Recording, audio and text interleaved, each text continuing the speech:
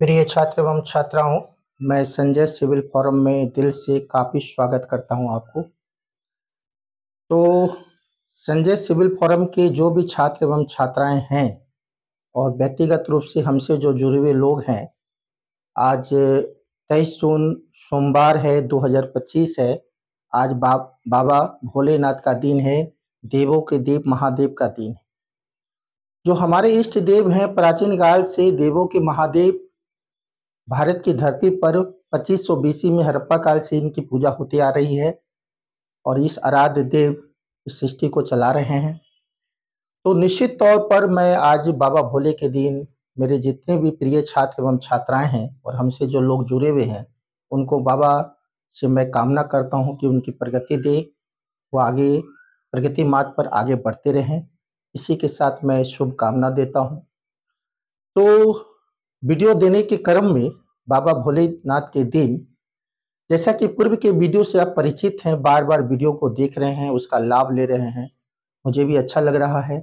आप लोग कामयाब हो जाएं, एक बड़े से बड़े एग्जाम को क्रैक करें। किसी भी टीचर की सबसे बड़ी अंतिम सपना होती है उनके द्वारा सैकड़ों छात्र हिंदुस्तान की धरती पर सफल हो।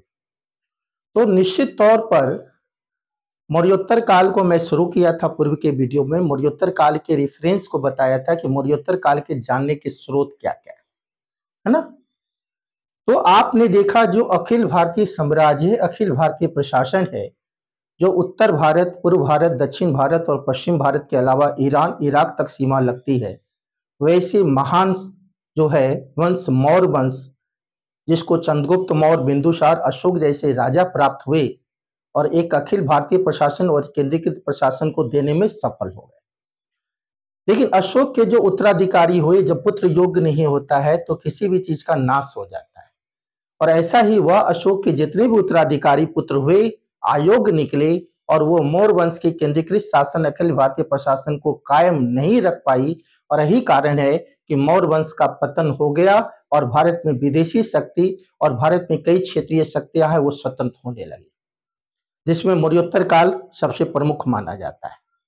तो मौर्योत्तर काल में आपने देखा कि भारत की कई क्षेत्रीय शक्ति स्वतंत्र हो गई और इसमें विदेशी आक्रमण भी हुए। उत्तर पश्चिमी प्रांत में खैबर दर्रा होते हुए, हिंदुकुश पर्वत को पार करते हुए कई विदेशी आक्रमण हुए। तो फ्रेंड्स, मौर्योत्तर काल में जो क्षेत्रीय शक्ति आई, उस क्षेत्रीय शक्ति में 4 वंश देशी हैं।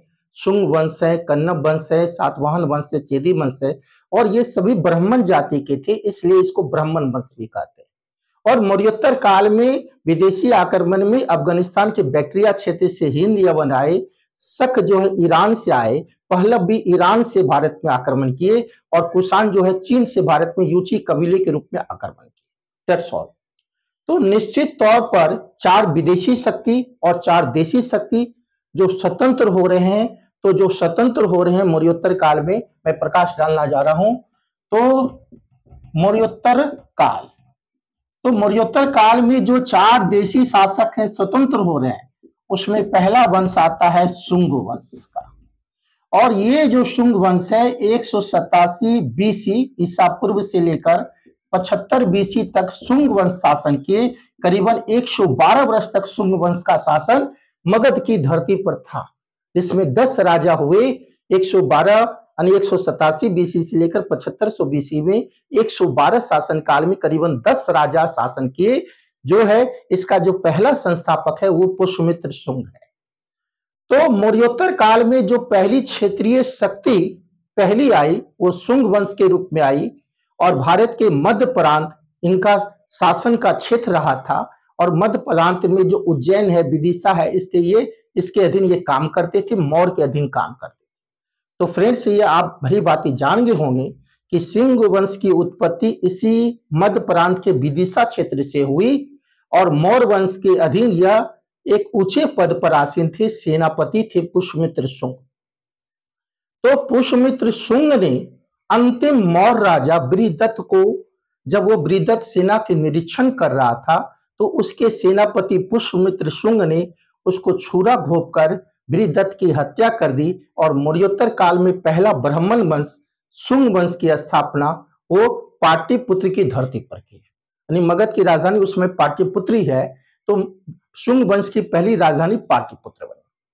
अब बात आई कि यह जो पुष्यमित्र शुंग है जो बृहदत्त की हत्या किए थे, इसकी जानकारी बाणभट्ट के हस्तचरित में दी गई है कि पुष्यमित्र शुंग ने अंतिम महाराजा बृहदत्त की हत्या करके शुंग वंश की नींव को डाला, मगध की धरती पर पाटलिपुत्र को अपनी राजधानी बनाया। इसका रेफरेंस बाणभट्ट के हस्तचरित में है। बिल्कुल। अब आई बात कि पुष्यमित्र शुंग अपने आप को राजा कभी नहीं कहा, वो अपनी सेना के रूप में ही शासन किया पाटलिपुत्र की धरती। पुष्यमित्र शुंग को बौद्ध विरोधी बताया गया है। वो ऐसा बताया गया है कि कई बौद्ध भिक्षु को वो गला काटने के लिए कहा गया था और बोला था कि जो बौद्ध भिक्षु को गला काट कर ला देगा, एक बौद्ध भिक्षु पर मैं 100 दिनार उसको दूंगा। और ऐसा रेफरेंस दिव्यावदान, बौद्ध पुस्तक दिव्यावदान में कहा गया है कि वो बौद्ध विरोधी है, लेकिन यह अतिशयोक्त लगता है, ऐसा बिल्कुल नहीं लग रहा है हम लोग को भी। मैं सूक्ष्म अवलोकन से निश्चित कह सकता हूं कि ऐसा अगर होता तो सांची और भरुच का जो सपूत है वो पुष्यमित्र शुंग ही बनाए थे, जो बौद्धकालीन सपूत माने जाते हैं। अब बात होती है कि ठीक है, ऐसी बात वो लोग कहे दिव्यावदान में, बौद्ध पुस्तक दिव्यावदान कहता है। तो पुष्यमित्र शुंग जो है, इसके शासन काल में दो चीज की घटना हो रही है फ्रेंड्स। एक हो रही है मौर्य वंश के पतन के बाद जो विदर्भ प्रांत था वो स्वतंत्र रूप से शासन कर रहा था। पुष्यमित्र शुंग जब मगध की गद्दी पर आसीन हुए तो अपने पुत्र अग्निमित्र जो वहां के विदिशा के उपराजा थे, वो उसको कहा, विदिशा के गवर्नर थे उनके पुत्र अग्निमित्र, बोला कि तुम जाके विदर्भ जो है उसके जो राजा यक्षसेन है जो स्वतंत्र रूप से शासन करें, उस पर आक्रमण करो। और अग्निमित्र उस जीत में यानी विदर्भ को हरा देता है, यक्षसेन को हरा देता है और विदर्भ जो है मगध की गद्दी पर मिल जाते हैं। ये इसकी पहली उपलब्धि थी पुष्यमित्र शुंग का अपने पुत्र अग्निमित्र के माध्यम से। That's all. दूसरा जो इसका मुख्य कारण है, इसके शासन काल में हिंद यवन बैक्ट्रिया से अफगानिस्तान की धरती पर डेरिमिटियस का आक्रमण होता है और उत्तर पश्चिमी प्रांत में हिंदू कुश को पार करते हुए डेरिमिटियस पंजाब की धरती पर, इसके बाद अयोध्या को जीत लेता है, पंचाल को जीत लेता है, मथुरा को जीत लेता है और पाटलिपुत्र की सीमा तक पहुंच जाता है। तो पुष्यमित्र शुंग ने जो पहला हिंद यवन डेरिमिटियस था उसको पराजित बुरी तरह किया और इसकी जानकारी अयोध्या अभिलेख में मिलती है। और अयोध्या में पुष्यमित्र शुंग के राज्यपाल धन्यदेव हैं और यही धन्यदेव ने अयोध्या अभिलेख की रचना की है और इसी अयोध्या अभिलेख में उन्होंने यवन को हराने की बात का जिक्र हुआ है कि धन्यदेव अभिलेख जो है, अयोध्या अभिलेख जो धन्यदेव बनाए हैं, उन्होंने डेरिमिटियस को हराया। तो डेरिमिटियस को हराने के बाद वो 2 बार जो हिंद यवन का आक्रमण हुआ।